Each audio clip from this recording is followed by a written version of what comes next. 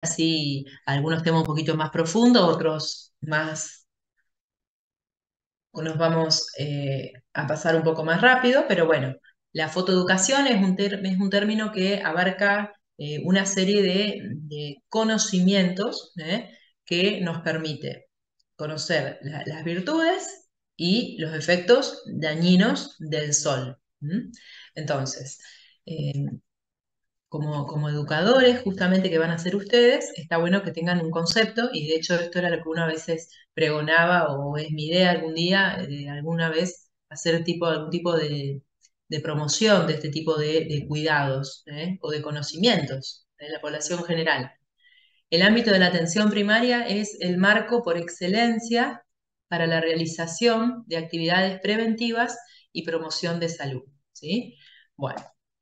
En este caso, empezábamos la charla con justamente la exposición de un paciente masculino de 35 años, fototipo 2, de oficio camionero, que consulta por un tumor en área de surco nasogeniano, derecho de 12 meses de evolución, que crece lento y sangra con los traumatismos.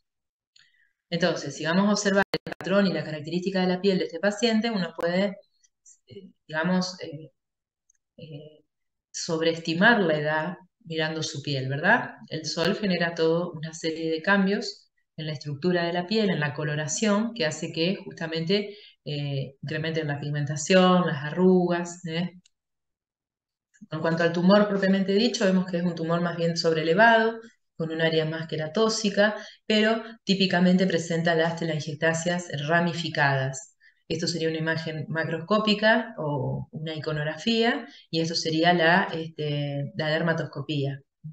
Que recuerden que para lo que es tumoral propiamente dicho, la dermatoscopía a nosotros nos sirve un montón, eh, porque el patrón vascular importa.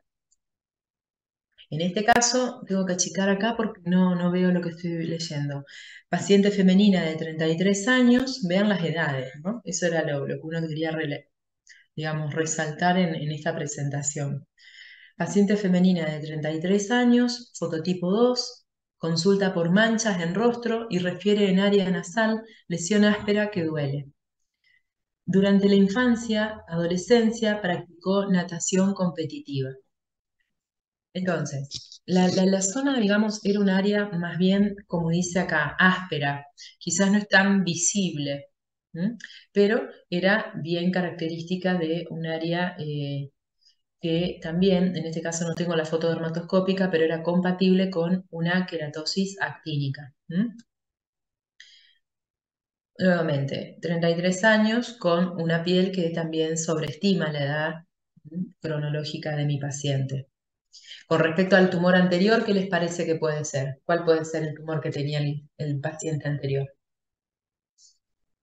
Vaso celular. Claro, un vaso celular que tiene sobre todo el patrón de la telangiectasias arboriformes, ¿sí? El tratamiento, recuerden que del vaso celular, siempre y más a esta edad y en esta zona centrofacial, va a ser quirúrgico.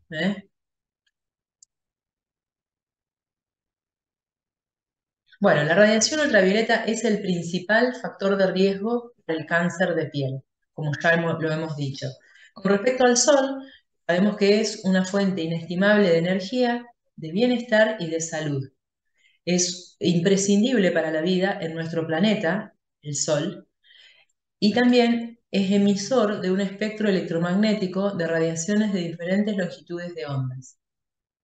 A saber, el espectro electromagnético justamente que compromete lo que es la piel, ronda en esta gama de colores, ¿sí? Que a veces uno los identifica con esta justamente representación lumínica.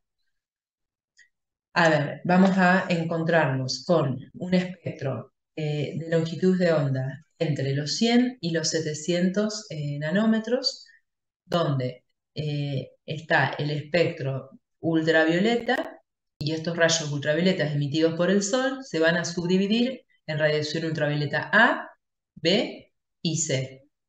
Después está el espectro visible y el espectro infrarrojo. De otra forma, digamos, representando dicha también emisión solar, vamos a tener los rayos electromagnéticos, VA, B y C. Sepan que los VC habitualmente son justamente detenidos o retenidos en capa de ozono, mientras que los UVB y los UVA llegan a superficie terrestre, la luz visible de hecho llega, que es lo que nos permite tener el día, y los rayos infrarrojos son los que habitualmente también incrementan, se encargan también de aumentar la temperatura y también llegan a la superficie terrestre.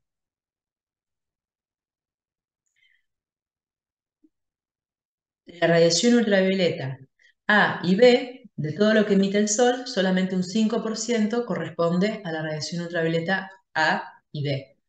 La mayoría es el calor que emite el Sol y el otro tanto, la mayoría, es la luz visible.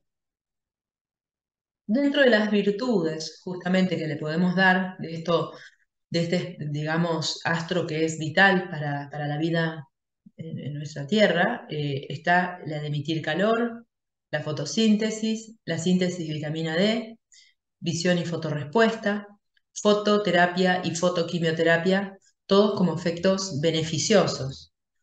Ahora bien, el sol también tiene sus efectos dañinos, sobre todo cuando uno se expone de manera inadecuada.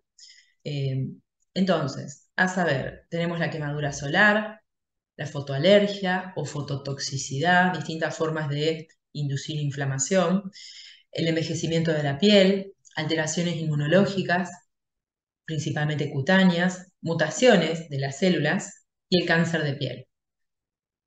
Entonces, dentro de la profundidad donde podemos encontrar que llegan esos rayos UVA y UVB, que recordemos que eran los que daban los que llegaban a la superficie terrestre, los UVB habitualmente inducen una llegada hasta, en profundidad, hasta epidermis, los UVA llegan hasta dermis, por eso para que ustedes ya tengan noción, la dermis está comprometida y por eso el paciente compromete la estructura de la piel, el sostén de la piel, la fibra, el colágeno, la elastina, entonces las fibras elásticas.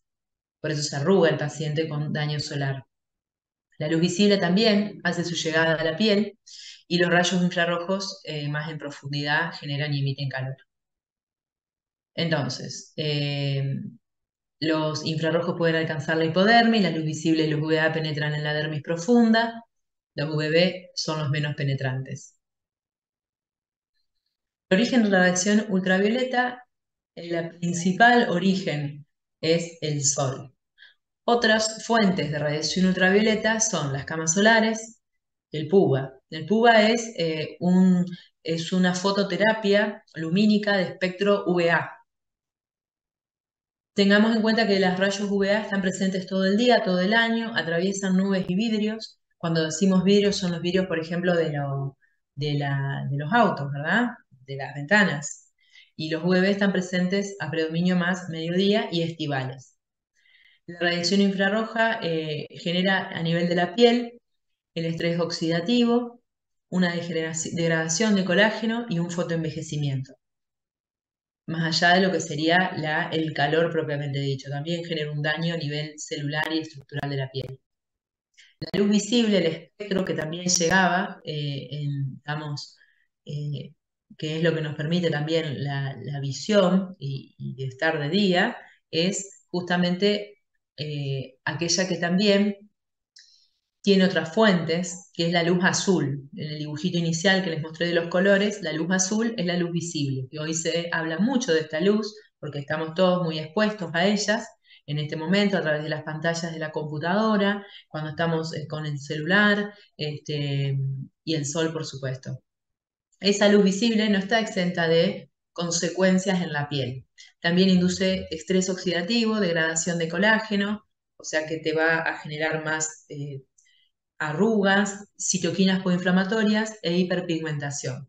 La luz visible hoy en día está incluida con, por ejemplo, algunos filtros solares, para que ustedes tengan en cuenta, que la típica era que te cubren del UVB, del UVA, y ahora los últimos de última generación también te cubren con esta luz visible, para tener mayor amplitud de protección.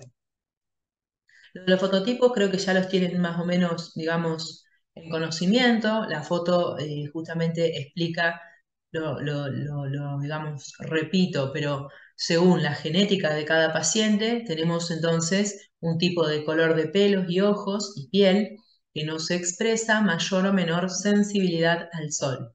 ¿Mm? Entonces, en consecuencia, serán pieles que van a tener más riesgo de daño solar, aquellas que estén en los de fototipos 1 y 2. La mayoría de nuestra región, en nuestro país, estamos con los primeros 3, 4 fototipos. ¿Mm? Otro concepto que hay que tener en cuenta cuando hablamos de factores que modifican la intensidad de la radiación ultravioleta es conocer que eh, va a cambiar la intensidad de la radiación, perdón, según la superficie donde nos encontremos.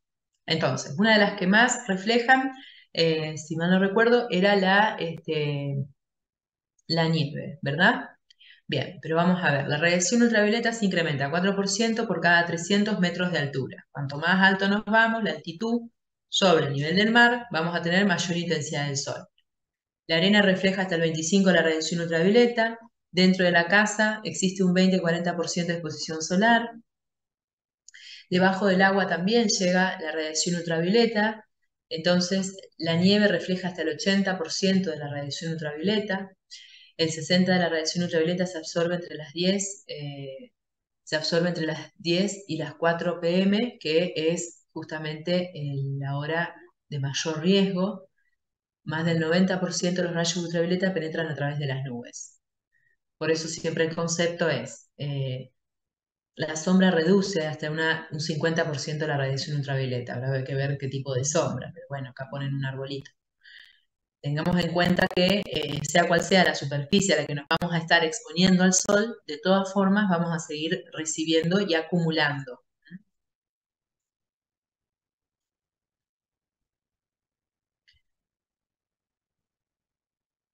El sol, en consecuencia, en la piel, tiene tras su exposición una serie de, justamente, de situaciones que pueden ir surgiendo. ¿M?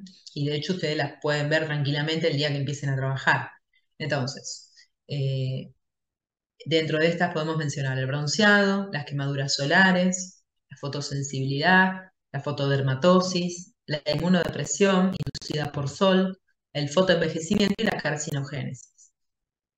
El bronceado es un fenómeno que justamente induce una melanogénesis, que es cuando los melanocitos que están en la epidermis empiezan a activarse y a generar más melanina. En esa génesis que se induce, se puede contribuir a la formación de dímeros, que son, bueno, ciclobutánicos de pirimidinas mutados, formados a partir de las bases del ADN por reacción fotoquímica. Esto puede ocurrir horas después de la exposición solar. La feomelanina es la de las dos, las de los fototipos más bajos, porque es la de las pieles más claras, los pelirrojos. Es un generador más potente de la formación de esos dímeros que la eumelanina. La eumelanina es la otra melanina que tiene otra forma, otra coloración, que es de los pacientes que tienen cabellos y más piel más trigueño, cabello oscuro, cabello negro y piel más trigueña. Los más rubios, los más colorados tienen la feomelanina. Son más lábiles para que sus células muten por el sol. Y el bronceado es un concepto que en buena hora hoy hay toda una tendencia quizás a todo esto de, la, de las rutinas y de los cuidados que las chicas a veces piden. Entonces hay como cierta tendencia a un poco más de cultura, de cuidado más allá de lo estético de la piel, que incluye un uso diario de un protector solar. Entonces, ya quizás ahí está un poquito corriendo esta moda un poco retrógrada del bronceado, ¿eh? Ustedes recordarán o sabrán que sus abuelas o bisabuelas, las abuelas no, capaz que las bisabuelas o algunos que llegaron allá de Europa, los inmigrantes, ahora se nos van los nuestros, pero en algún momento venían de allá, eh, vieron que trabajaban todos cubiertos, se tapaban todos con ropa. Entonces, mantener una coloración natural de la piel digamos, era algo atractivo. Hasta que cambiaron las culturas y las ideas y empezó a usarse que el bronceado era un concepto de una piel que era sana, que era estética, que coincidía con la ropa, ¿sí? Pero verdaderamente el bronceado es a razón de mucho tiempo de sol, más en esos fototipos que manejamos en nuestra región, y verdaderamente nocivo. O sea que habría que desterrar esa idea de buscar un color que uno naturalmente no lo tiene. ¿Mm? Otra situación que van a ver en las guardias es la quemadura solar. Quizás a alguno de ustedes les ha pasado cuando yo era niña, que es lo que hablamos a veces con los pacientes, uno no había un concepto y un conocimiento que hay hoy de protector solar, un uso masivo. Entonces, la quemadura solar quizá en un niño era algo común, ¿eh? Unas vacaciones, un fin de semana, en la pileta, o de manera, digamos, muy habitual o intermitente. La intermitente también daña, la quemadura solar intermitente. Bueno, ahí está, quemadura solar, exposición intensiva intermitente a la radiación ultravioleta en la infancia y la adolescencia que conduce a quemaduras solares. Factor de riesgo para carcinoma vasocelular y melanoma maligno. Ese sol intermitente que les digo que es el que vamos a tener ustedes cuando vayan a ser médicos, porque tendrán unas vacaciones, entiendo yo, que van a ser más cortas, acotadas, como tendrán ahora en la facultad. 5 episodios de quemaduras solares por décadas aumenta el riesgo de melanoma aproximadamente 3 veces. Intermitente significa eso. Voy unos pocos días, pero cuando voy, estoy mucho tiempo expuestas, ¿eh? Mucho tiempo expuesta a razón de que va a generar una quemadura solar. La quemadura solar genera, no tengo acá una foto, pero tendría que colocarla, una señora que había llegado de Mar del Plata con toda una que a veces uno muestra las fotos también y parece un Steven Johnson, una necrólisis epidérmica, tiene colgajos de piel, sobre una base de eritema, edema, despegamiento. ¿Eh? Y eso había sido a razón de un eritema solar, de una quemadura solar. El fotoenvejecimiento, ya vimos que el espectro lumínico genera una degradación de colágeno, cambios cutáneos asociados con la edad, consecuencia de la radiación ultravioleta crónica, mutaciones del gen regulador tumoral P53, fotoenvejecimiento, fibroblastos dérmicos. Acentúa las arrugas, incrementa discromías, una piel que va a estar mucho más como opaca, ¿sí? Si se quiere, con pérdida del brillo, de la elasticidad. Esta era una profe de educación física. La inmunodepresión, que es una de las infecciones justamente que vemos nosotros más, como les decía cuando hablábamos en la clase, estivales, es una infección más de verano. Eh, Suprime un poco la exposición solar, la respuesta inmunológica, entonces es más común en estas épocas de calor infecciones tipo virus herpes simples, con las vesículas que ya sabemos son ramificadas, agrupadas sobre base eritematosa, y el impétigo también. Lo que bien ya saben ustedes, en el contexto de un fotodaño crónico con la aparición de queratosis actínicas, que recuerden que habitualmente pueden ser múltiples, quizás sea alguna más lastimada, que duela, que sangre, será la candidata a biopsiar. El carcinoma espinocelular, que es el que sucede luego de la queratosis actínica, la tipía es intraepitelial, dorso de mano es un sitio de riesgo y muy común porque toda la vida uno también expone su mano al sol, sobre todo en cuestiones laborales. El tumor entonces ya instalado y otras lesiones adyacentes. El carcinoma vasocelular se trata del tumor de piel más común, justamente que se instala como una pápula perlada, sobrelevada, con tendencia a ulcerarse de manera fácil. En un paciente con fototipo bajo, en este caso un sitio de alto riesgo. Periorificial. Biopsias de piel en las últimas 2 lesiones. Melanoma extensivo superficial. Tumor de melanocitos atípicos con capacidad de infiltrar y potencial metastásico. en el concepto de una faz de crecimiento verticalizado. ¿Eh? Un extensivo superficial quizá tiene una faz de crecimiento radial inicial que nos permite tener una chance de, de un buen pronóstico en un paciente, digamos, llegar temprano en la enfermedad. Básicamente, recordemos que a diferencia de los dos anteriores, la biopsia en una lesión pigmentada debe ser escisional. Voy a retirar toda la lesión pigmentada. Y digamos, la marcación será unos 2 milímetros por fuera, entonces la biopsia va a ser escisional. No hay una dermatoscopía de este melanoma, pero vemos que en sí es un tumor pigmentado con una variedad de colores, con unos bordes bastante difusos. No veo área ulcerada, pero sí tenía una alta, digamos, mucha utilización desde ya, la utilización del dermatoscopio. Hay un concepto que es interesante conocerlo, según la literatura, dicen que justamente perdón, hasta los 18 y 20 años se acumula el 50% del total de la radiación. O sea, en los primeros 20 años vamos a tener el 50% de la radiación de nuestra vida. Entonces los niños es un grupo poblacional que hasta los 3 años tienen menos melanina y un estrato córneo delgado. Vieron que los niñitos chiquitos tienen una piel muy finita. Las células madres en estrato basal están justamente ávidas de ser mutadas también, si nos exponemos al sol, y son también mucho más, esta estructura, digamos, de la piel adelgazada, fisiológica, es más, digamos, ávido de padecer quemaduras solares. Entonces, la fotoeducación sería tener en cuenta que son conocimientos y pautas necesarias para ayudarnos a modificar conductas, hábitos y costumbres en nuestra relación con el sol. Bien, ¿cuál es el objetivo? Preservar la salud de la piel y el bienestar general.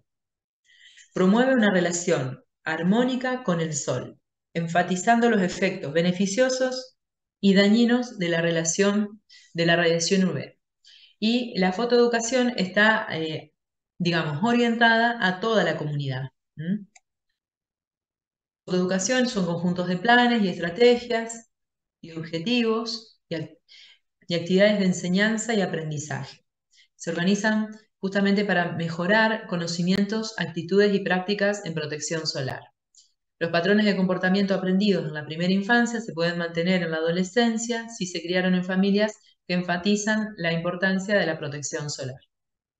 Acá hablo un poco de lo que es un comportamiento, ¿sí? Y un acompañamiento.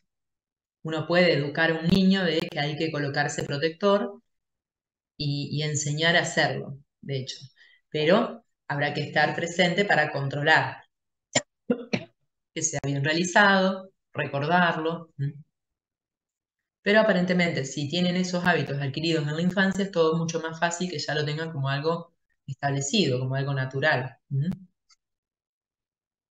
El tema, bueno, son costumbres, son hábitos que hay que incluir. Para eso hay que formarlos. Entonces, las medidas de fotoprotección, cómo cuidarnos de este sol, son prácticas saludables que podemos promover para llevar a cabo en nuestro hogar, en la escuela, en clubes o en lugares de uso masivo, justamente, de gran población.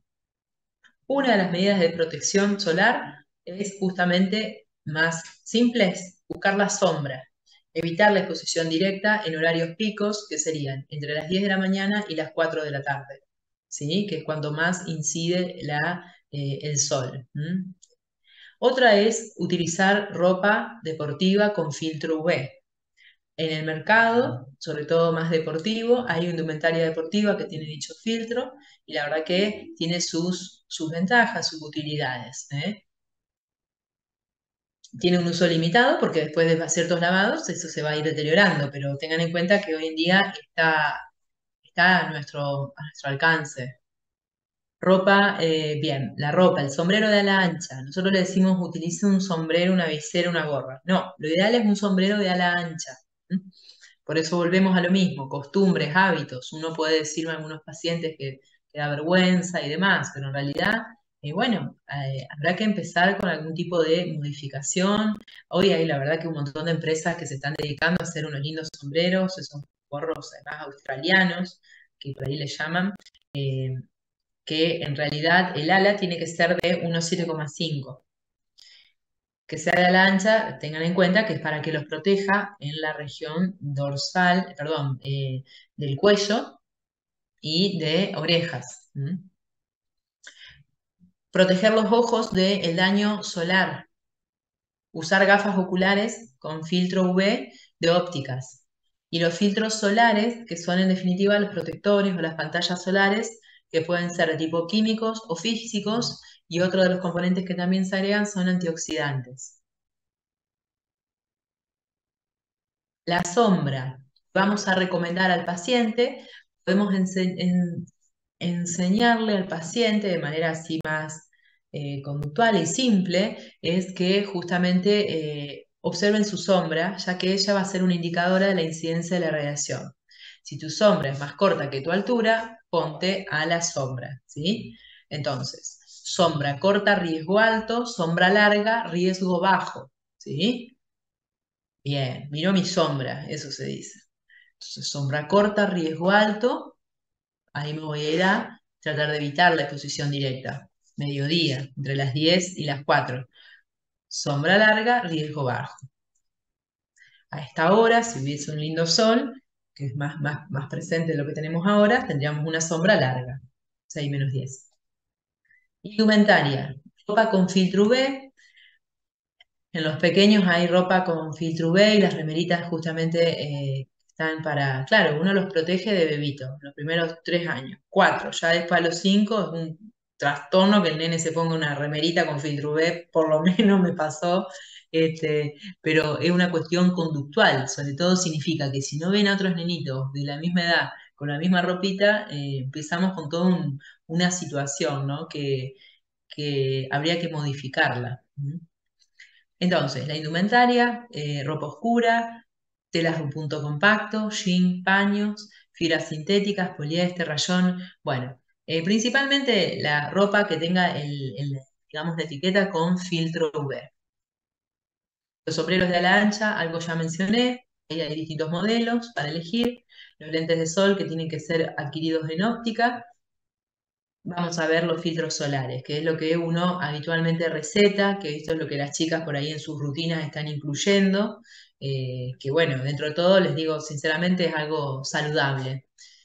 Los protectores solares nunca deben considerarse un procedimiento sin riesgo para prolongar la exposición solar sin sufrir quemaduras. Deben aplicarse 15 minutos antes de la exposición solar. La aplicación debe repetirse cada 3 horas.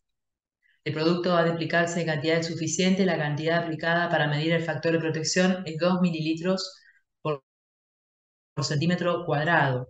En base a esa cantidad de productos se calcula el factor de protección que estás utilizando. Si yo coloco menos cantidad de producto, que es un montón, 2 mililitros por centímetro cuadrado de piel, infravalora disminuye el factor de protección. O sea que me va a proteger menos la piel. Renovar luego de exponerse al agua o al sudor. Y recuerden, por favor, eh, la barra labial fotoprotectora. O díganle, bueno, mire, colóquese la misma crema en los labios. No deje de cuidarse los labios. Ya lo sabemos, los labios son sitios de justamente asiento de daño actínico, principalmente el labio inferior. Del labio superior, no tanto el labio, sino la región del bozo. ¿Mm? Profe, Sí. entonces son más susceptibles los labios que la piel, digamos que la piel, a sufrir lesiones o no? No, no, pero solo que a veces uno recuerda así en el concepto, protéjase del sol, use el filtro y todo, y acuérdese de los labios. No, no, no es más susceptible.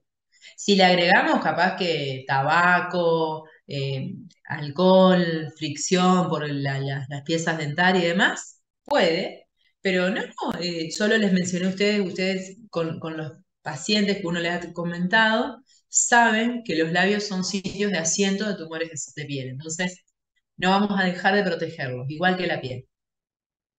Gracias. Bueno,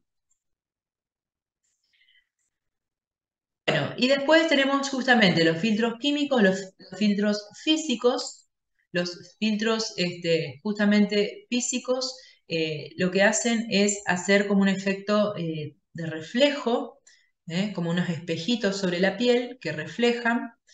eh, y dispersan la irradiación UVA, UVB, como les dije al principio, mientras que los filtros químicos metabolizan esa irradiación y ciertamente algo reflejan y otro tanto absorben. Los filtros químicos quizás tienen más posibilidad de generar dermatitis de contacto alérgica, ¿sí? Eh, Un factor de protección solar 50, que por ahí esto, si uno lee la etiqueta del producto que uno usa o cuando va a pasear, van a ver que tiene cobertura contra los UVA, los UVB, y el espectro de infrarrojo y luz visible. Esos serían los últimos que hay ahora. Entonces ahí ampliás el efecto protector. La mayoría tienen UVA, UVB solamente. El factor de protección solar es una medida que se calcula con una relación de una dosis eritematosa mínima de una piel con protector solar con respecto a una dosis de eritema mínimo sin fotoprotección. Dosis de eritema mínimo habla de cuánta exposición, cuántas veces, cuánto tiempo de exposición voy a justamente necesitar para que mi piel empiece a enrojecerse. Es un factor que permite calcular y sacar conclusiones en decir que un buen factor de protección solar sería aquel que contemple un factor 30 o más. Ustedes vieron que al principio yo no puse solamente el protector, o por ahí uno habla un poco más del protector porque es lo que uno pregona desde un consultorio, pero en realidad cuando hay que educar al paciente a la exposición solar es la suma de los factores. Ninguna por sí sola nos garantiza una protección solar. Nunca es tarde para comenzar a protegerse. La consulta a veces de pacientes que trabajaron toda la vida, por ejemplo, en área rural, en nuestra zona, que bueno, no han tenido una educación, algo más así básico, pero bueno, llegan con mucho fotodaño. Entonces uno pregona, además, a pesar de que tengan 65 años, les enseña, que por supuesto tienen que seguir trabajando, pero bueno, que puedan incluir alguna de las medidas para empezar a protegerse. Bueno, después hay otra cuestión que es más así, a ver, numérica, cuantitativa, si se quiere, que es un índice que se llama índice ultravioleta solar mundial, que es una medida de la intensidad de la radiación ultravioleta sobre la superficie terrestre. Bien, como se darán cuenta, no va a ser nuestro mismo índice ultravioleta que quizás que nos vamos a ir quizás a una zona más ecuatoriana, ¿sí? O una zona más de altitud. Acá en Santa Fe quizás tengamos otro índice ultravioleta que la zona cordillerana. Bien, el valor superior a cero y cuanto más alto, mayor es la probabilidad de lesiones cutáneas y oculares. El índice de radiación ultravioleta es una medida de la intensidad de la radiación sobre la superficie terrestre que tiene relación con los efectos sobre piel y ojos. Es un instrumento educativo y su uso debe basarse en una comunicación eficaz con la población y los medios de comunicación. Si uno mira, por ejemplo, la cuestión esta, en la información meteorológica, habitualmente hay, en una buena información meteorológica, debieran informar qué índice ultravioleta tenemos en la fecha para ver cuán dañino es el sol en la época, ¿sí? O sea, es una medida que cuantifica en el día y la hora y la superficie en el área regional cuán intenso está el sol. El espectro va de 1 a más de 10 y otra vez tenemos colores, colores para ver, ver cuán intenso está la cuestión. ¿Mm? Está bueno porque de última visualmente me voy con el verde, está todo bien, no es que no tengo riesgo. Puede estar al aire libre con mínima protección. Siempre voy a tener algo de protección. A medida que voy avanzando en los colores, voy a ir incrementando la protección, el índice ultravioleta. El riesgo muy alto, por ejemplo, a partir del 8 o más, no se exponga al sol dentro de lo posible de ser necesario, aplique lo mismo que la categoría previa, todo lo que vimos recién. Gorro, crema, sol para el sol, anteojos, tratar de buscar la sombra en los horarios picos. ¿Mm?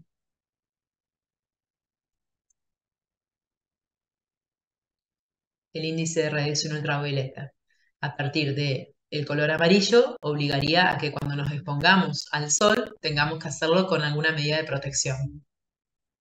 La población vulnerable son al daño actínico niños, adolescentes, porque hemos visto que en ellos tenemos porque el daño es acumulativo del sol. Eso no sé si lo dije, pero bueno, el daño se acumula. Eh, por eso los chicos que vieron al principio, los pacientes que eran menores de 40 años, que habían, digamos, o hecho algún deporte competitivo, o el muchacho, el paciente camionero que tenía 33 años, pero a veces empiezan a trabajar de camionero a los 22, o sea, ya tienen 10 años de trabajo. Eh, los turistas es población vulnerable. Vieron que uno se va a pasear y a veces parece que se olvida de todo y en realidad el turista sería un buen nicho para también promover hábitos saludables. Yo en la cuestión práctica con nuestra ciudad y la región me quedo más con los niños, los adolescentes. ¿M? Por ahí los adolescentes pueden también comprender un poco más, colaborar en la difusión. Medios de educación, familias, escuelas, colegios, clubes. ¿M? Eso sería una buena forma de educarlos, también acercarse y transmitirlo. Estrategias a largo plazo. Se necesita la colaboración de diferentes sectores para ejecutar estrategias educativas de gran alcance y crear un medio favorable para la integración de la protección solar en la cultura de un país. Asociaciones médicas y científicas, organismos de gobierno, instituciones privadas especializadas y sociedades de beneficencia. O sea, no es que es solamente un concepto que va a depender de difundir una noticia, un conocimiento. Entonces, veíamos que el espectro de la intensidad lumínica, el rojo, a partir del amarillo, tendríamos justamente más riesgo. eh, Mayor altitud, vamos a tener más riesgo de intensidad de radiación ultravioleta, ¿sí?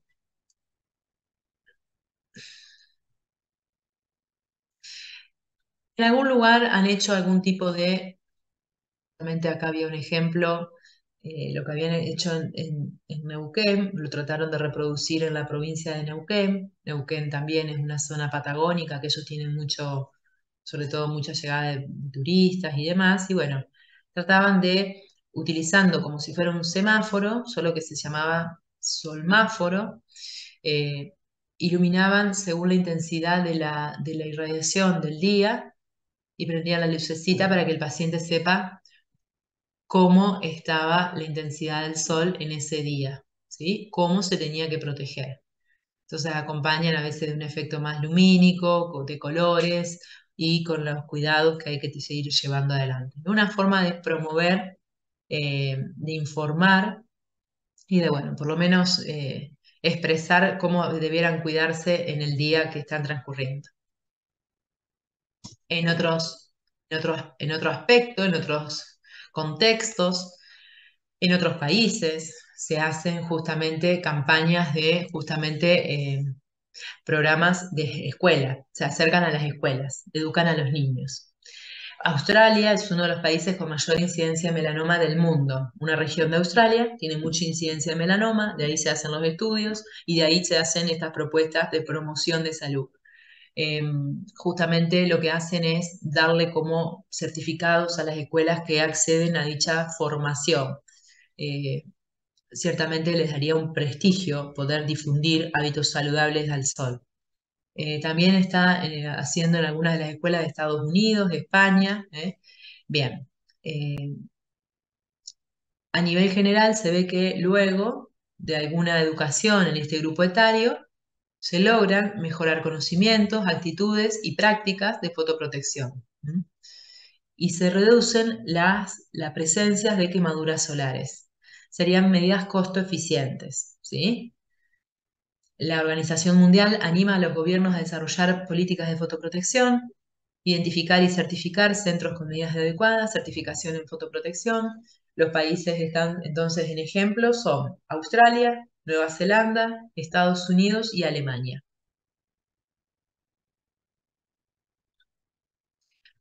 Cuando había hecho la clase en cuestión, había una hipovitaminosis D bastante diseminada o extensa porque habíamos estado confinados por el COVID. Etapas iniciales, bueno, recordarán esas épocas. Entonces, bueno, había medidas generales de exposición progresiva o indicada para sintetizar vitaminas D porque estaban con hipovitaminosis, ¿sí? Sobre todo pacientes más de riesgo o con otras comorbilidades. Recomendaciones generales de exposición solar y fotoprotección para la población general y grupos especiales. Consultar el índice de ultravioleta local, que eso lo podemos hacer con el celu, con la cuestión esta meteorológica, con la información meteorológica. Buscar sombra o, bueno, trasladarse con la sombrilla. Medidas físicas, eso en el caso de un turismo, ¿me entienden? Paseando. Medidas físicas, utilizar textiles, ropas deportivas, gorros con ala ancha, recordar la protección ocular, la protección de los labios, la hidratación líquida, ingerir líquido porque es fuente de calor, ahí ustedes se acordarán en nuestra región las olas de calor, esos días que dicen que hay un riesgo alto de quemaduras, de calor propiamente dicho, o sea, el sol también tiene ese efecto nocivo con el golpe de calor. Evitar fotoexposición directa en niños menores de 1 año. ¿Mm? Las consecuencias de las quemaduras solares ya las sabemos de manera crónica y acumulada. Ahí está lo crónico. El paciente, por ejemplo, el jornalero, el que trabaja en el campo, el camionero también. Tendremos un fototipo bajo, paciente de piel clara, la aparición de estas queratosis actínicas con áreas de fotodaño eh, evidentes. El vaso celular que ya les había mostrado, vaso celular que se ulcera porque son células muy pequeñitas, células con una tendencia a ulcerarse. Este fue un caso de un paciente que había conocido en pandemia, un paciente mayor de 80 años que le pude realizar la biopsia. Siempre la biopsia tratamos de no dejar de realizarla porque en realidad el diagnóstico presuntivo más probable es un vaso celular, pero la biopsia confirma y certifica. Entonces, una vez que está la biopsia, uno ahí toma conducta. El paciente estaba anticoagulado, era pandemia, toda una serie de trastornos. eh, entonces se le indica imiquimod de manera tumoral y la verdad que anduvo muy bien, muy buena respuesta al tratamiento. Esta es una de las fotos posteriores, no es la resolutiva total, pero verdaderamente el paciente anduvo muy bien y tuvo una resolución ad interim, por lo menos clínica, de la lesión y luego también de 2 años. Este es un paciente que ya creo que lo han visto, se acordarán, espero que así sea. Si no se los recuerdo, un paciente trasplantado renal, trasplante de órgano sólido, que además de estos tumores vegetantes de tipo SEC, de tipo carcinoma espinocelular, tenía otros tumores similares en escote, en la zona de área de escote, y otro en dorso alto que era un melanoma, amelanótico. Un melanoma que ya estaba eh, con una tendencia a ulcerarse. Tenía el antecedente de trasplante renal de órgano sólido y tenía el antecedente de XERA. Un paciente fototipo claro, era un paciente, ahora estaba canoso, pero era colorado. Este, y había sido guardavida en su juventud. Así que bueno, hay oficios y trabajos que todo lo que es al aire libre, la intemperie, los profes de educación física, los guardavidas, muchísimo sol, acumulado, fíjense, acumulado. El cuerno cutáneo o el queratoacantoma, es queratoacantoma tipo SEC en la oreja. Este, acuérdense siempre de revisar la oreja, este es el cuerno cutáneo. Bien sobrelevado, el cuerno cutáneo sería de muy buena práctica que la biopsia nuevamente aquí quizás sea excisional. Retiro toda la lesión y me va a interesar que la patóloga me informe o el patólogo me informe la base del cuerno cutáneo. ¿Qué tipo de celularidad hay en la base?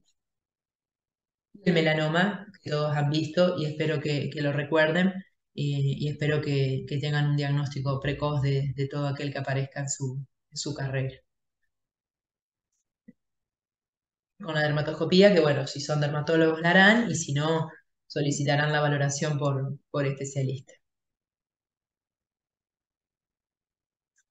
Hay una coloración que es múltiple, hay áreas de regresión, hay una red de pigmento atípica, bordes que son difusos, irregulares, algo de estructuras que son como pseudópodos, que son todos signos dermatoscópicos que nos orientan a una alta sospecha de melanoma antes de la realización de la biopsia. Recuerden que si hacemos biopsia en este tipo de lesión va a ser excisional. Bien, y eso había sido la charla de fotoeducación. ¿Alguna duda de estos conceptos, de estos conocimientos, digamos, de esta charla? No, profe. Bueno, Profe, el índice de Breslow lo sí, informa el patólogo sí, sí, sí. y es fundamental, ¿no? Re, exactamente. El Breslow es el espesor justamente tumoral. Entonces, mide en milímetros la profundidad, entonces a uno la orienta, al médico lo orienta a cuánto tiene que ser el margen de ampliación, que está entre 1 centímetro, 2 centímetros, hasta planos profundos, hasta plano muscular, pero sobre todo orienta al estudio posterior. Hay un estudio que es del ganglio centinela, que es cuando se tiñe o se estudia el ganglio locorregional, eh, digamos, al tumor primario en busca de micrometástasis, no detectables por otro método.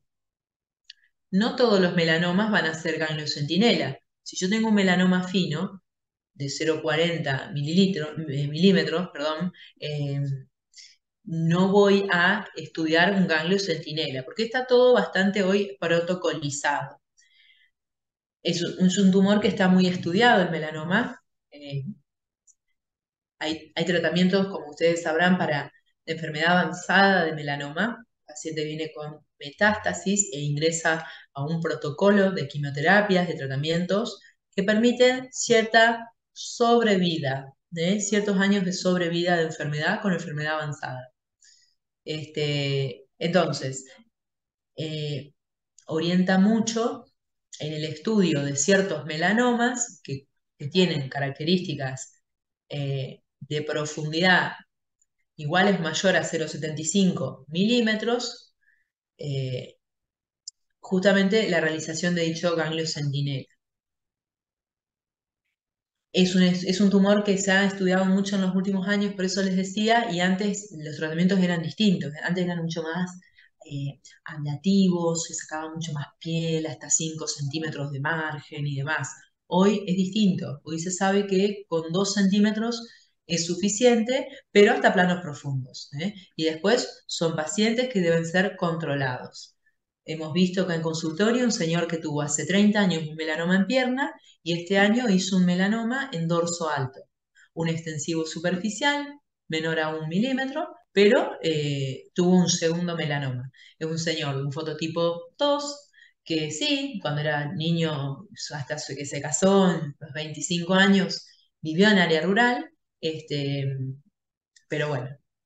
Y también, por supuesto, tenía, además del melanoma, queratosis actínica y principalmente queratosis actínica. No, no es un tumor, el melanoma no es un tumor tiene una historia cerrada, ¿vieron? ¿La Es queratosis interesante actínica que también se asocia a melanoma? en A- realidad ustedes tengan aparte de en cuenta, espino celular. no, pero ustedes tengan en cuenta una cosa, que tengan un paciente con fotodaño, con queratosis actínica, que ya le hayan sacado un carcinoma espinocelular, va a tener más riesgo de desarrollar melanoma, ¿sí? Porque es un paciente que tuvo mucho sol en su vida. Ese sería el concepto. No, no tienen asociación Claro, de células, ¿viste? Porque la célula, ¿te acordás que hablábamos de que uno deriva del queratinocito, otro deriva del melanocito, ¿eh?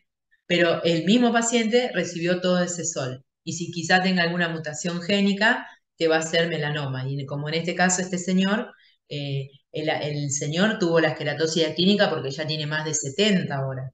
Capaz que cuando lo operaron hace 40 años todavía no tenía tanta queratosis actínica. Ahora tiene queratosis actínica porque es un hombre mayor claro. y es blanco. Sí, fototipo claro. Gracias, profe. No, de nada. Bueno, 6:15. ¿Cómo va el partido? Yo no tengo acceso nadie lo está mirando. Escúchenme una Profe, cosa. Sí. después nos puede pasar el Power este. No sé si mañana Eh, tenemos el jueves, si El tenemos con jueves ustedes, ¿no? tienen conmigo. Yo lo había armado esto para un seminario que me acuerdo lo habíamos hecho en el Semafé. eh, la verdad que había sido lindo, habían muchos alumnos y demás. Sí, yo creo que se los puedo compartir. Bueno, el Sí, jueves de última nos los da.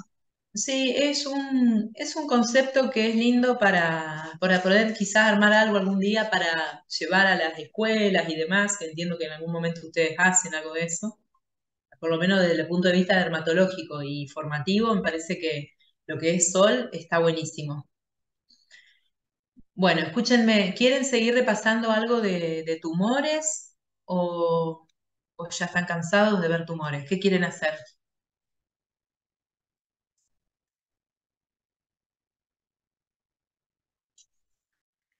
Hay otro Power que está hecho con diabetes, pero de diabetes ya también hemos visto bastante, me parece.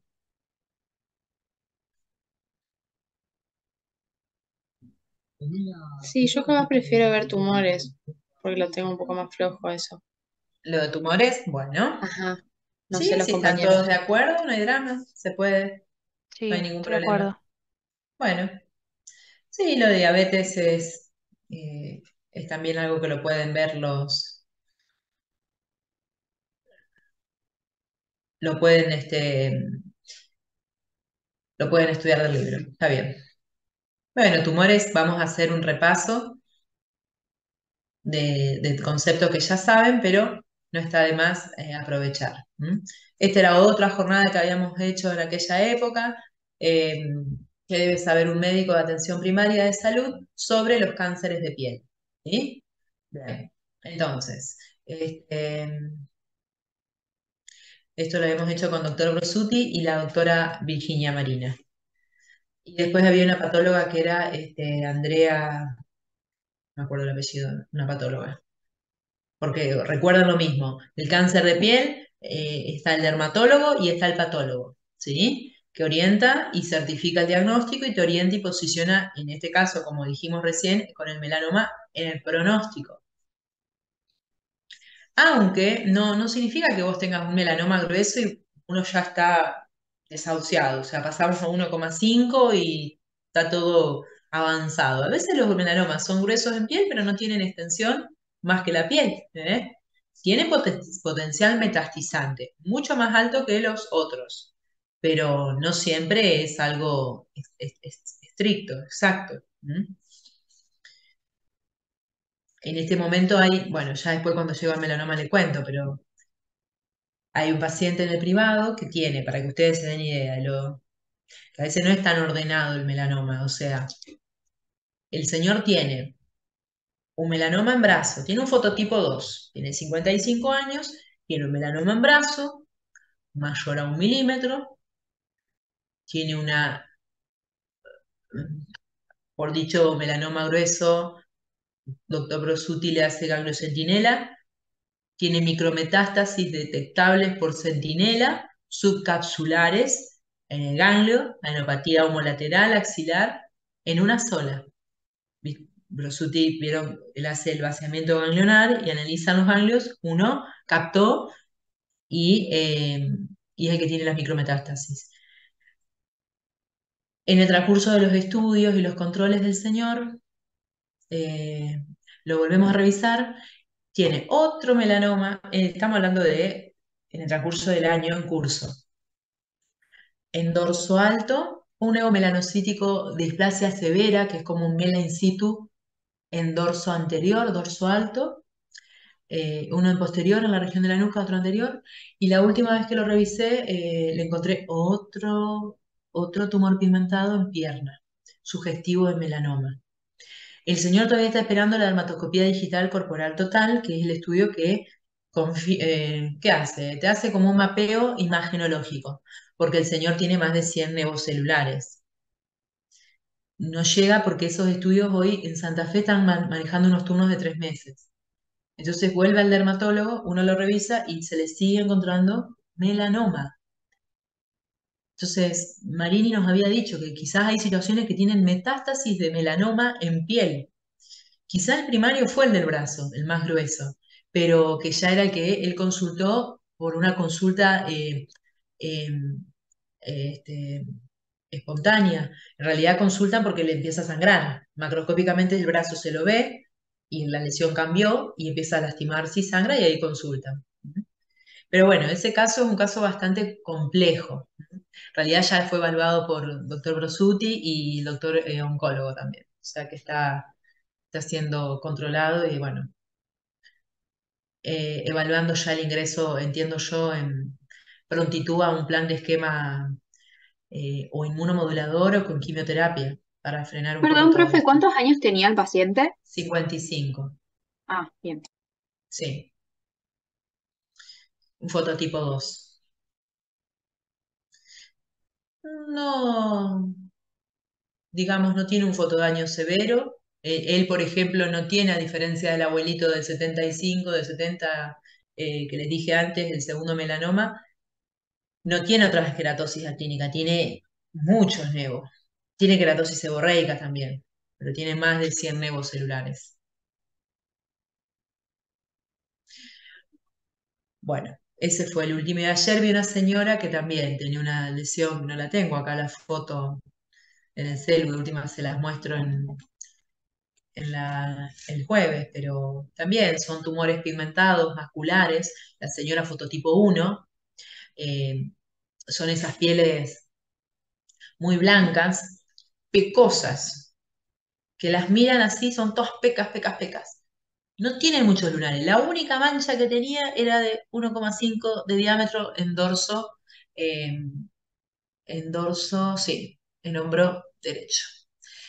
Justo se ubican ahí en dorso alto, entonces uno como paciente no se los ve si uno no es conservador. Pero los últimos melanomas, la mayoría, todos dorso alto. Eso del hombre dorso alto, la mujer el muslo, en realidad no es tan así. Eh, digamos, puede aparecer en cualquier sitio. Eso sería el concepto a manejar, cualquier sitio. Bueno, el cáncer de piel, aumento de la incidencia mundial, por eso tanto barullo con el cáncer de piel, porque hay un aumento. Fotoexposición sin educación, por eso hay que educar.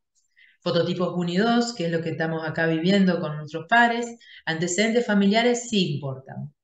Claro que sí, siempre van a importar, sobre todo que hay familias que también tienen más chance de estas mutaciones genéticas, que es todas las últimas también, los últimos estudios que se han hecho, sobre todo con el melanoma.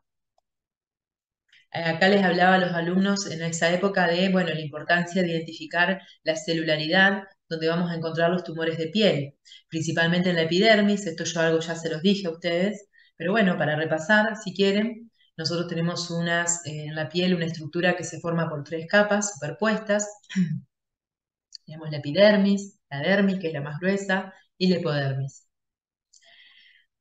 En la epidermis tenemos unas células que son bien, todas ordenaditas, que son las células bebés, que son las células basales, que se van a ir empezando a modificar en forma y función a medida que van a ascender, tal hasta ser una célula muerta, anucleada, que va a ser una capa córnea, que va a dar una capa semipermeable, que va a dar resistencia a la piel.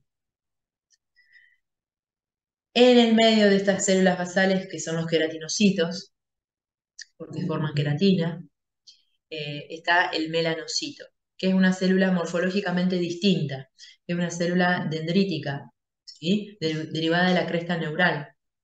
Entonces, justamente que se comunica con sus pares a través de esas dendritas. Y que la principal función es formar melanina, con propiedades fotoprotectoras y de color. Después tenemos la dermis, que es la estructura de sostén, que vimos que también es fuente de daño del sol. Y vean que los vasitos, en el plexo vascular superficial, plexo vascular profundo, se organiza con el sistema arteriolar y venular, hasta terminar con esa circulación terminal en las papilas dérmicas. Recuerden que la epidermis no es vascular y que se nutre a través de la difusión de oxígeno a través de la unión dermoepidérmica. Los capilares in vivo los podemos ver en la capilaroscopía de un pliego angular proximal, por ejemplo, en una paciente que tenga un Raynaud. Otros capilares in vivo que podemos ver cuando sean algunos de ustedes oftalmólogos que hagan un fondo de ojo, seguramente también van a tener la posibilidad de verlos. La clasificación de cáncer de piel serán los que son derivados de los queratinocitos o los que son los de los melanocitos. En realidad, cáncer de piel, acá la clasificación, perdón, es un no melanoma o el melanoma. El no melanoma incluye el vaso celular, el espinocelular, el carcinoma de célula de Merkel. La célula de Merkel es otra célula neuroendocrina que mecanorreceptor de adaptación lenta, justamente que está ubicado en el epidermis. El Merkel nace de la epidermis. Dermatofibrosarcoma protuberans hace referencia a un tumor dérmico, fibroso, malo, raro. Yo todavía no vi ninguno, pero es malo, es agresivo. Cáncer de piel melanoma. Carcinoma vasocelular, lo que todos saben, tumor maligno de localización cutánea de piel pilosebácea. Origen, capa basal de la epidermis, célula de la vaina radicular externa del pelo. Interacción, epitelio, estroma definen el tipo de tumor. ¿Sí? Eso es un concepto que habla de como que nace de la epidermis, el vaso celular, pero necesita de la dermis que lo nutra y le envíe mensajes también con esa nutrición de qué tipo de tumor va a definir, porque no son todos iguales los vasos celulares. Entonces, ¿es el más frecuente? Sí. ¿Aumenta la incidencia mundial? Sí. ¿Jóvenes adultos? Sin duda. Por eso la fotoeducación. Mutación del gen, los genes y demás mutados, localizaciones típicas, piel fotodañadas y localizaciones atípicas. La localización típica en realidad sería la piel expuesta. Factores de riesgo. Esta paciente, yo, digamos, les modificaría y le pondría, por ejemplo, así, un riesgo de melanoma. ¿Me entienden? Esta chica puede hacer un vaso celular, así jovencita, los 28, 32 años. Sí, puede hacerme un vaso celular, pero es el fototipo del melanoma. Es muy común que sean de pieles claras así coloradas. Fototipo 1 y 2, genodermatosis, síndromes raros. El Gorlin no tanto, pero los otros son raros. Tumores, síndrome neovasocelular, síndrome de Neue-Sabazon, inmunosupresión, trasplante de órgano sólido, HIV y terapia biológica. Factores ambientales. El sol, les quedó claro, espero que así sea. La exposición radiación intermitente y también la continua. La radiación ultravioleta B es la más cancerígena, recordemos que era la que llegaba hasta la epidermis y ahí induce la mutación. Bueno, camas solares que habría que desterrar su uso y educar justamente que es absolutamente agresiva y nociva para la piel la exposición a dichas camas solares. La radioterapia y la exposición al arsénico, entre los que son factores ambientales. Hoy vi un señor a la mañana con un fototipo 2, también unos 75 años. El señor hace más de 20 años tuvo una carcinoma de parótida, eh, este, que requirió cirugía y radioterapia. Entonces, él no es zona rural, pero vive en un pueblo. Tiene un fotodaño moderado severo y tiene, digamos, dentro de los tumores que más se han extirpado en él, son del estirpe espinocelular.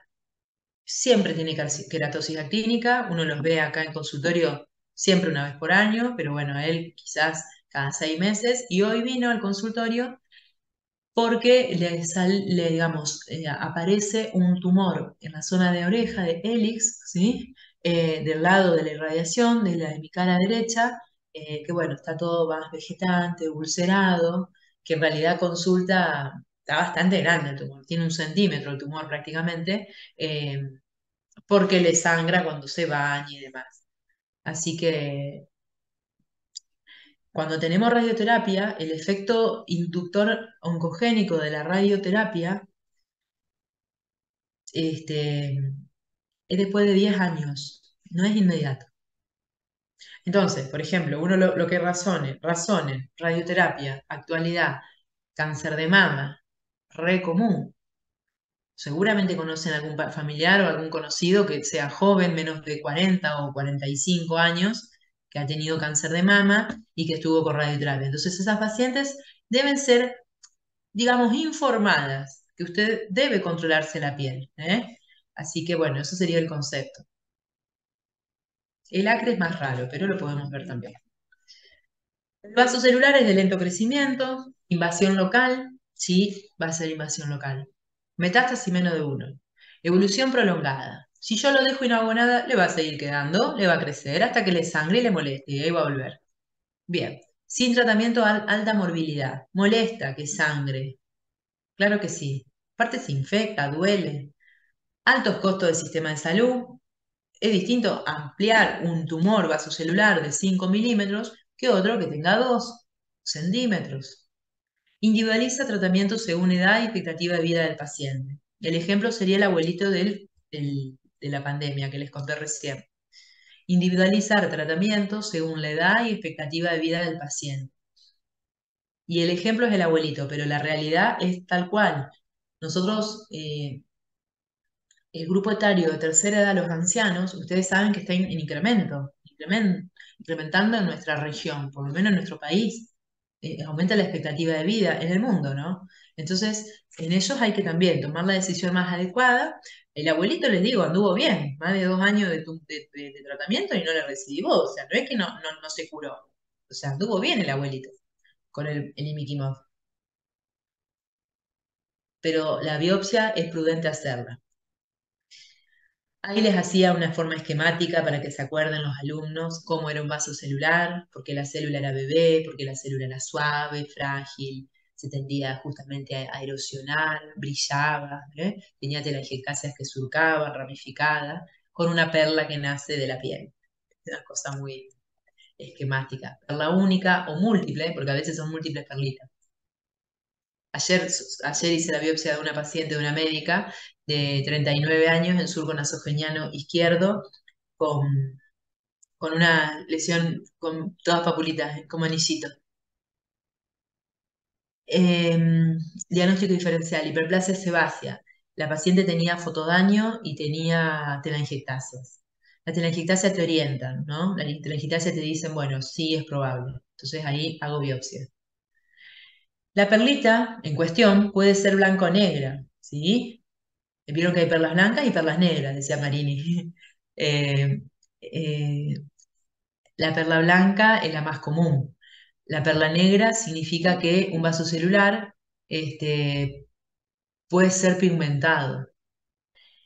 no hay que alarmarse, pero bueno, no, probablemente cuando vean la primera vez se van a asustar porque van a decir, esto es un melanoma. En realidad, al dermatólogo lo deja tranquilo la telangiectasia, vuelvo a decirlo. No siempre se ve, pero si la vemos nos deja tranquilo. Igual lo tenemos que biopsiar y hacer biopsia excisional si ya le veo pigmento. Pero que sea una perla negra significa que el vaso celular es pigmentado. La lesión es ¿Cuál es más frecuente? el blanco.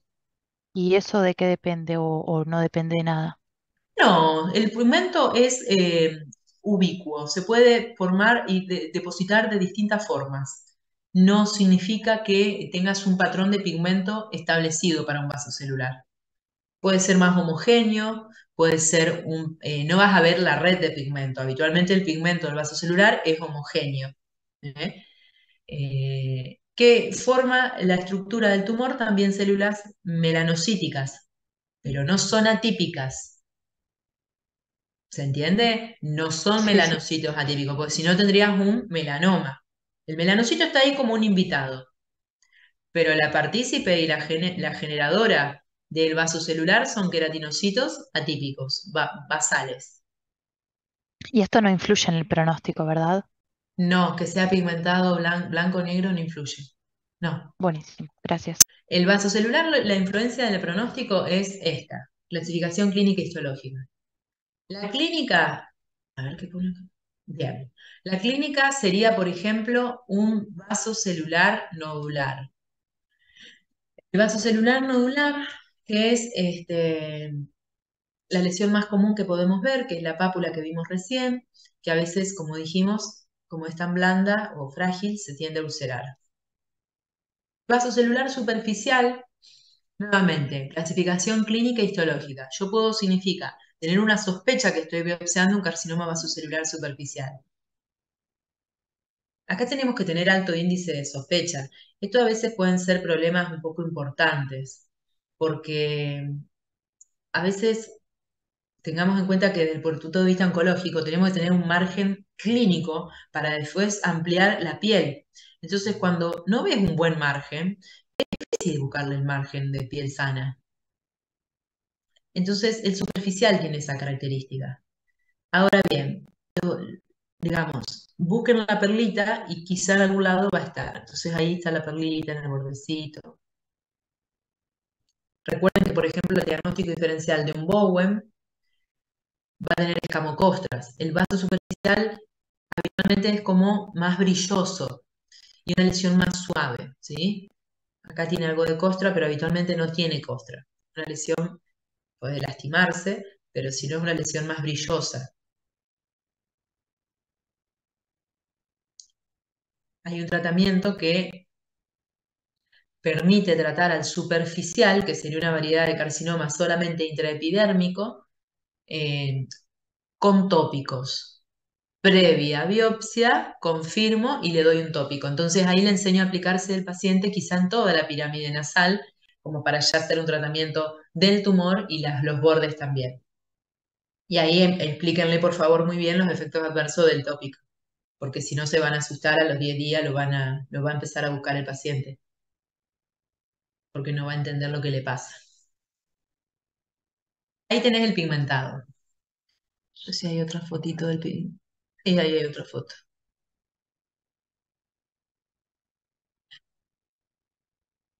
Me había llegado una paciente joven de menos de 40 años con un pigmentado acá. Los pacientes, eh, digamos, hay zonas que son muy, muy comunes de tumores de piel.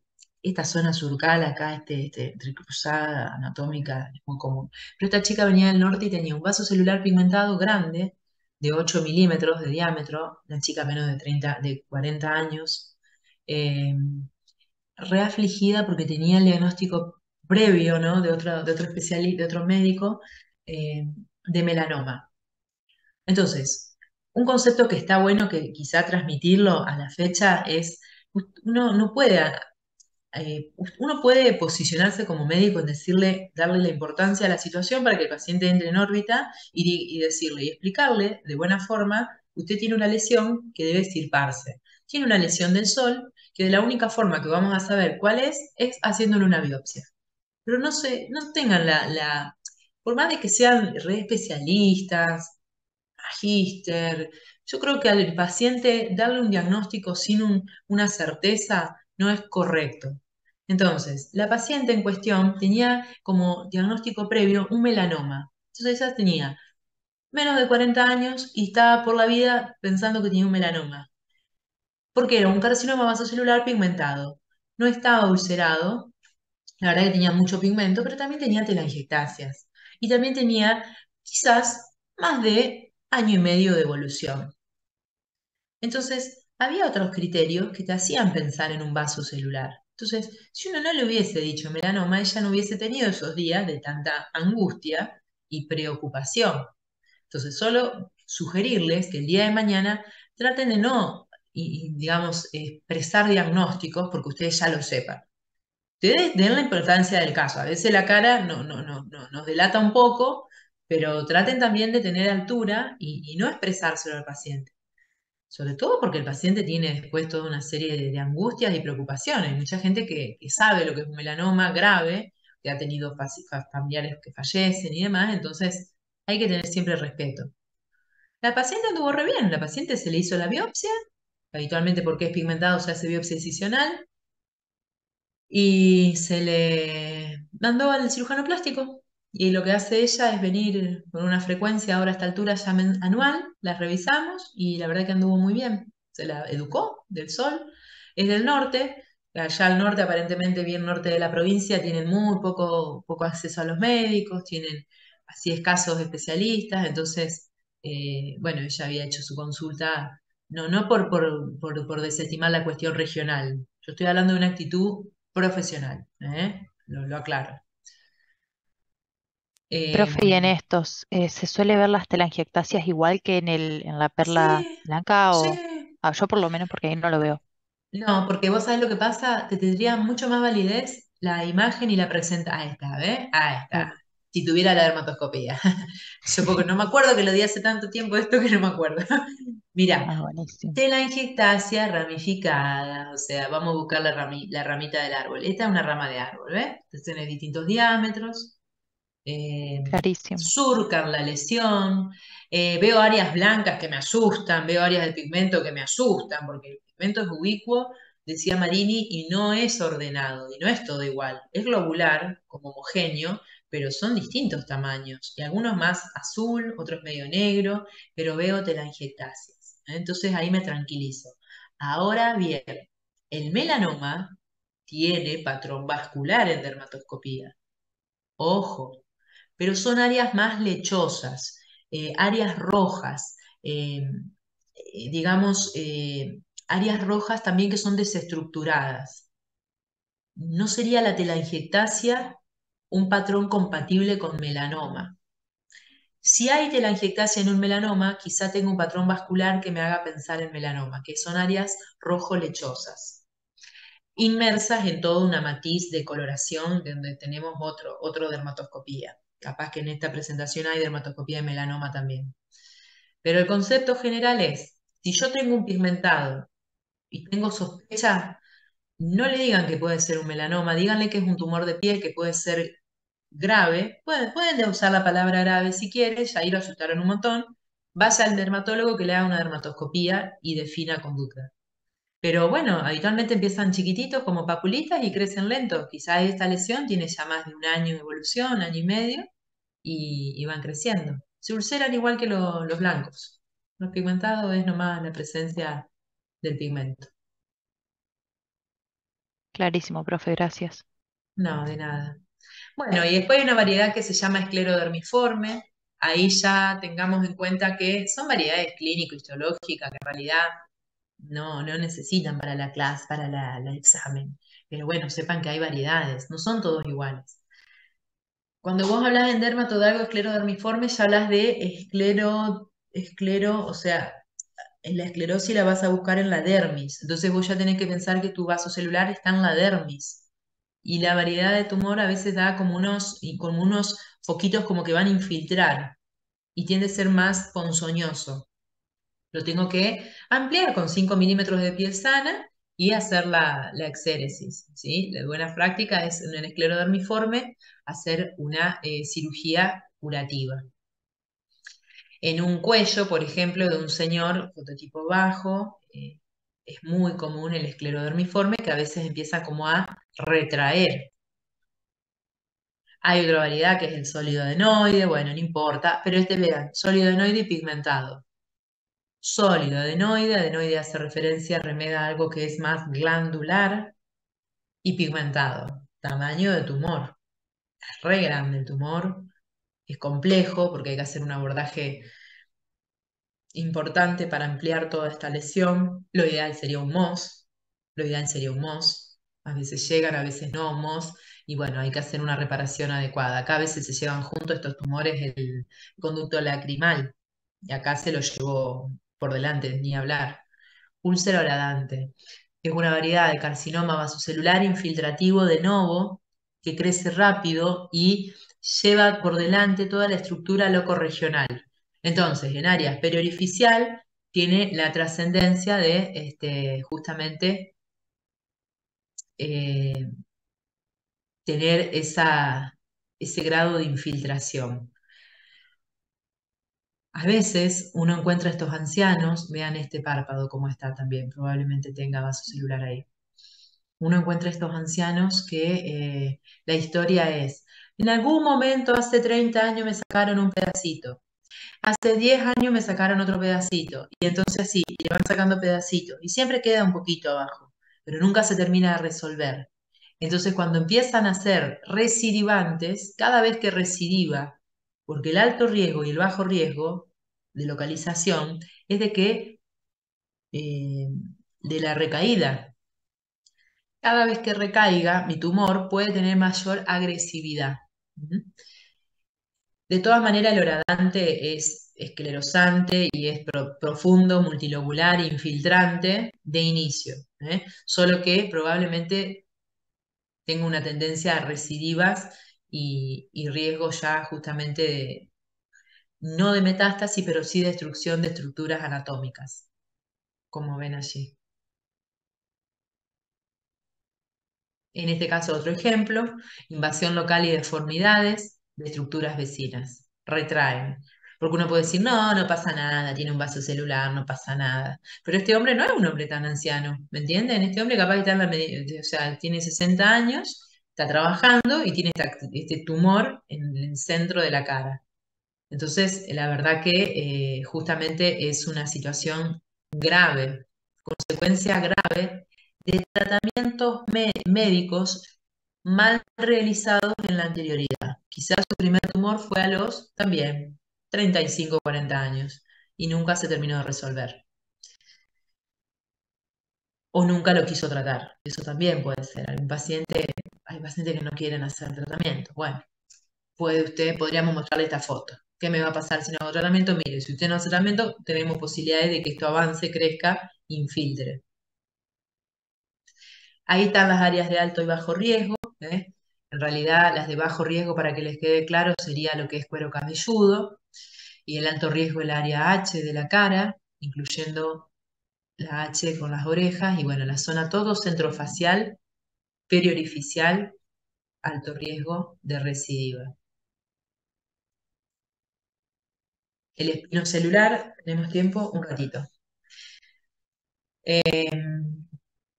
Piel y mucosas con epitelio escamoso, tumor maligno derivado de queratinocitos epidérmicos, eso ya lo saben, de queratinocitos que son más diferenciados, dijimos, ¿no? El segundo más frecuente, aumento de la incidencia mundial, fotoexposición en niños y jóvenes, localizas en sitios expuestos y no. El factor de riesgo es el fototipo, el HPV, el tabaco, alcohol, cicatrices, inmunosupresión, los trasplantados de órganos sólidos. El sol, el principal, digamos, agente inductor de carcinoma espinocelular, perdón, los hidrocarburos, arsenismo, radiación ionizante, factores térmicos.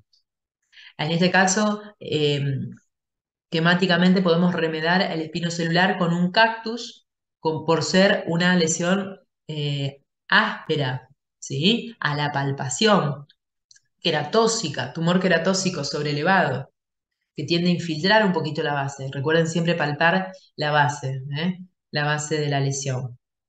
dorso de mano, si será un sitio de riesgo también. La radiación justamente que induce una apoptosis, una queratosis actínica que ya tiene atipía de la célula, nada más que es alterna, como ya les enseñé, que si va a incrementar en cantidad y comprometer todo el espesor, será carcinoma in situ. Queratosis actínicas sobre una piel fotodañada, en un fototipo 1, 2, en lo colorado del señor. Múltiple esclerosis actínica, campo de cancerización, terreno propicio, tierra fértil para el desarrollo de carcinoma espinocelular en una alopecia, el carcinoma in situ, el cuerno cutáneo, el queratocantoma, todos son carcinomas vasocelulares. El carcinoma espinocelular, el carcinoma espinocelular en sus variedades clínicas, justamente morfológicas en distintas formas de presentación. El moderadamente diferenciado, ya ahí me empiezo a preocupar un poquito, empiezo a ver más lastimado, no veo tanta área queratóxica, se lastima, se ulcera. El moderadamente indiferenciado infiltrante, todo eso me lo va a decir el patólogo, ¿no? Si es un más o menos diferenciado. El Bowen, la keilitis actínica, enfermedad de Bowen. Tengo keilitis actínica hace años que se me pela, se me pela, se me pela. Hace 6 meses se me lastima, si me lo muerdo se me lastima. Enfermedad de Bowen, carcinoma in situ, signo donde la semimucosa del labio inferior se ve interrumpida, la dejo de observar en su totalidad. Problemas entonces que tendré que resolver de manera drástica porque es un sitio de alto riesgo para metástasis locorregional. Carcinoma espinocelular intraoral, el paladar, la lengua, y ahí estaba el tumor, un paciente con ausencia de piezas dentarias, etilista, bien. Profe, el anterior sería el de Keirat. ¿Este? No, el anterior. O sea, ese, claro, ese. Porque yo había leído Eh, que era como un la Bowen, pero eritroplasia de mucosa. Queralt, la eritroplasia de Queralt sería esta, en pene, en la región Ajá. genital. La eritroplasia de Queralt es un carcinoma espinocelular que está definido más como de localización genital. Ah, bien. De todas maneras, a ver, en este caso no es un Queralt, es un pobremente diferenciado infiltrante. O sea, este chico tiene este paciente, joven parece, tiene un pronóstico, digamos, reservado, pobremente diferenciado histológicamente e infiltrante, con potencial metastizante. Las mujeres también tenemos entonces carcinoma espinocelular en vulva, por un terreno sobre todo con respecto al HPV. No vamos a esperar en la zona de mucosas esa queratosis que vimos en la cara, en la mano, en el escote. Acá vamos a tener áreas eritematosas, con tendencia a un sangrado, una ulceración. Esto que les decía en la clase, los pacientes, desestimar por favor el uso de cremas con corticoides en región genital, ¿sí? Bajo ningún aspecto, porque si uno tiene con infecciones y demás, lo único que vamos a hacer es favorecer el desarrollo de esta atipía. Entonces, educar también al paciente que eso no se debe usar según necesidad, en absoluto. Y ante la mínima duda, biopsia. Soliciten biopsia, no renieguen. Si la biopsia es una lesión, es un procedimiento mínimamente invasivo, rutinario para los especialistas, donde pueden, digamos, constatar y confirmar la presencia o no de células tumorales. Entonces, ante la mínima duda de un honguito que no cura, una lesión roja, se solicita biopsia. El acre, ya lo han visto, el acre con adenopatía locorregional, el señor del hospital de aquella época, mal pronóstico, pobre pronóstico. Que vos tengas justamente un tumor de estas características, infiltrante y metastizante, es un pobre pronóstico. Trasplantado, miramos este señor, yo siempre lo veía. Entonces, el señor tenía, cada vez que venía le encontrábamos un tumor nuevo, así era. ¿eh? Y era colorado también, era como el que después vi acá en el privado que tenía el melanoma. La señora, un fototipo más alto, pero tenía también la cantidad de tumores que tenía la señora. El otro señor con trasplante, y células de Merkel, que estamos ahí sobre la hora. La célula de Merkel es una célula neuroendocrina, un mecanorreceptor de adaptación lenta que está en la epidermis y que puede también tener una proliferación atípica y dar un tumor que se llama tumor de carcinoma de célula de Merkel. Raro, raro. Pero está en esa ubicación la célula de Merkel. La literatura dice que es más común en sexo masculino, mayores de 65, raza blanca, con fotodaño previo. Hay un aumento de la incidencia, hay inmunosupresión y aparentemente hay un oncogén como el poliomavirus. El otro que tenía oncogén era el sarcoma de Kaposi, ¿se acuerdan? El otro que tenía oncogén es el HPV, el carcinoma espinocelular. El linfoma de Burkitt también tiene oncogén. Bueno, hay toda una mnemotecnia justamente de los tipos de pacientes que pueden tener un carcinoma de célula de Merkel, que tiene una baja sospecha de tumor de célula de Merkel. En mi caso, tuve un paciente hace más de 10 años, era 32 años, que vino a consulta y me dijo, me había salido una lesión en el antebrazo, que era clínicamente como un tumor tipo quiste.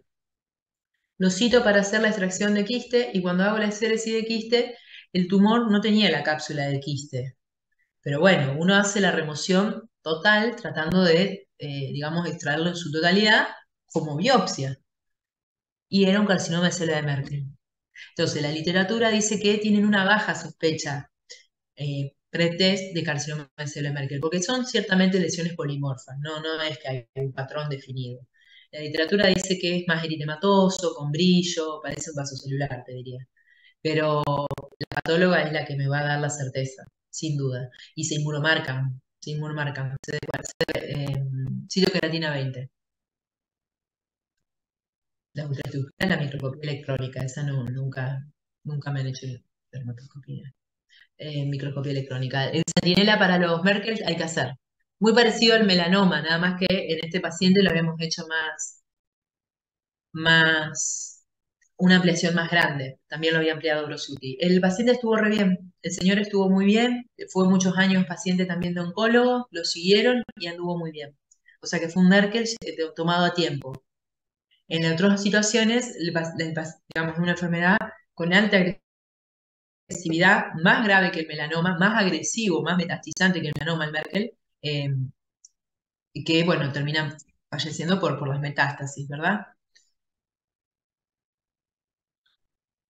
El dermatofibrosarcoma protuberans, y ya termino, es un tumor que, recuerden esto, es raro, es raro. Tumor cutáneo fibrohistocítico, todo dermis. Lento crecimiento, pero un comportamiento infiltrante. Altas tasas de recidiva local. Inmunistoquímica CD34. El dermatofibro, por definición, es una cicatriz que crece sin trauma previo, ¿sí? Bien, es un tumor que es más bien de consistencia firme, de una base más eritematosa, no suele ulcerarse, ¿sí? En sitios que pueden aparecer los dermatofibrosarcomas, cicatrices, trauma crónico, infección viral previa o heridas. Puede haber un terreno anterior. Paciente, consultorio, sospecha de dermatofibrosarcoma protuberans. La voy a llamar para que venga la biopsia. Es una paciente joven. Hace más de 5 años tiene un queloide. ¿Saben lo que es un queloide? Bien. En brazo, tercio superior de brazo. En todos estos años, la paciente se infiltró con triamcinolona, que se acuerdan que es un corticoide de depósito. La lesión está duplicada, triplicada desde que yo la vi. No es un queloide lo que tiene. Mi alta sospecha es dermatofibrosarcoma. Entonces, la paciente es muy inteligente, ya está haciendo un doctorado y demás, no se quiere tocar porque sabe que un queloide, si lo toco, crece más. Entonces, ya no quiere. Entonces, bueno, tengo que hacer ahí todo un trabajo, pero hay que explicarle que mi sospecha es alta, entonces hay que descartar. ¿Mm? El dermatofibro es un problema porque recidiva. Puede recidivar mucho tiempo, metastiza. ¿Mm? Las cirugías son ablativas, digamos, amplias. Factores pronósticos, edad del paciente, topografía, tamaño mayor a 5, recurrencia porque sigue, hay que hacer un seguimiento estricto, elevado índice mitótico. Bien, esos son criterios histológicos. Vía de diseminación hematógena, metástasis pulmonares entre 2 y 4%. Bien. Y la verdad que no tengo la foto de mi paciente que tengo sospecha porque tampoco es, vamos de vuelta, no es mi diagnóstico, es sospecha. Yo no vi ninguno en todos estos años, pero José siempre nos contaba y nos enseñaba a que lo tengamos presente. Dermatofibrosarcoma protuberans. ¿Cómo hago el diagnóstico? Por una biopsia incisional, que es lo que le tengo que hacer a esta paciente. Así que bueno, eso es lo que tenía para ofrecerle. Después hay algo de melanoma, pero ya con lo que aprendieron hoy del vaso celular y las telangiectasias sirve también para diagnóstico diferencial. Bueno, estamos en tiempo y les agradezco también que hayan estado también escuchando. El jueves nos veremos en la facultad a las 8. Con el doctor Iribas tienen el último repaso el viernes, así que si tienen alguna duda también se la presentan a él y a mí que el jueves también. Y lo demás seguimos el lunes en el examen, ¿sí? Que ahí ya terminan la rotación y bueno, espero que siga todo bien en todos sus proyectos. Profe, ¿qué vamos a ver el jueves? El jueves vamos a ver casos clínicos de reumato y de úlceras. Buenísimo, gracias. Nos ¿Eh? vemos. Profe, Así que bueno, Muchas gracias, sí, profe. una no, de nada. pregunta, es una media tonta me parece, pero si yo digo escamo celular, ¿qué? Porque está el escamo, el vaso y el espino, pero hay uno que no es lo mismo. El escamo y el espino es lo mismo. Ah, son lo mismo, ok. Es lo mismo. Bien, Es gracias, tenía sinónimo. esta duda. Ok, Es sinónimo. Muy bien. bueno, Bueno, muchas gracias gracias. chicos. Que Hasta estén bien. luego. Buenas Gracias, tardes. Hasta profe. luego. Nos Chao, vemos. profe, nos Chao, vemos. chao. Hasta luego. Profe, una pregunta, perdón. Eh, profe, perdón, una preguntita. Respecto Sí, al Nevo Rubí, sí. quería saber, ¿tiene capacidad para malignizar? No, ¿No? Ah, no. El angioma o nevo rubí habitualmente es un tumor benigno, vascular, puntiforme, como cabecita de alfiler, que justamente habitualmente no tiene mayor implicancia, ¿sí? claro. ¿Y por qué surgiría? Es por algo más bien vascular, ¿no? Sí. No, a veces es el fototipo, que es más común en las pieles claras, Ujú. y a veces hay herencia familiar, y hay un síndrome que es sistémico y que puede ser familiar, que puede tener, pero no son nevos rubí, sino que son justamente los angioqueratomas, pero es otra lesión. El nevo Claro. rubí como tal habitualmente es una lesión benigna que puede ser muchas veces múltiple. ¿Mm? Ujú. Claro, pero se debe controlar igual. Sí, en realidad cuando los vemos les decimos que se queden tranquilos. Una de Ujú. las lesiones que se acompaña con los nevos rubí son las queratosis seborreicas. Viste que hay gente que Claro. tiene mucho nevo rubí y mucha queratosis seborreica. Ujú. No, tranquilo. No. Me preocuparía más, yo por ahí le diría, mire, contrólese. Me moviliza más ver una paciente, por ejemplo, 40-45 con telangiectasia, si voy a lo vascular. Los Claro. nevo rubí los tranquilizo. Pero si yo ya empiezo a ver telangiectasia en rostro, en la zona de semimucosa del labio, le abrí la boca y tienen cosas en telangiectasia, ahí me pongo un poquito más seria y digo, bueno, acá hay que controlar o empiezo a hacer otras preguntas. Bien, gracias. ¿Será No, de posible que nada. pueda nombrar algo el jueves de lo que sería farmacodermias? Porque vimos un poco con el doctor Iribas, pero por Algo ahí me como, dijo José que vieron de ajá, farmacodermia. como que por ahí no me termina de quedar muy claro lo que sería, por ejemplo, diferencias entre NET y Steven Johnson. No sé si A podemos veces no hablar. es tan estricta o tan arbitraria. Está Claro, bien. sí. Por ahí la farmacodermia tiene un espectro, es como un abanico, pero bueno, no Ujú. está mal lo que decís. Por ahí se te puede dar algo muy básico, inicial, o un eritema multiforme, con algo más Claro. grave. Está bien, se puede. Bueno, lo voy a tratar de incluir. Bueno, muchas gracias, profe. Hasta luego. Bueno, nos vemos. Chao, Lucía.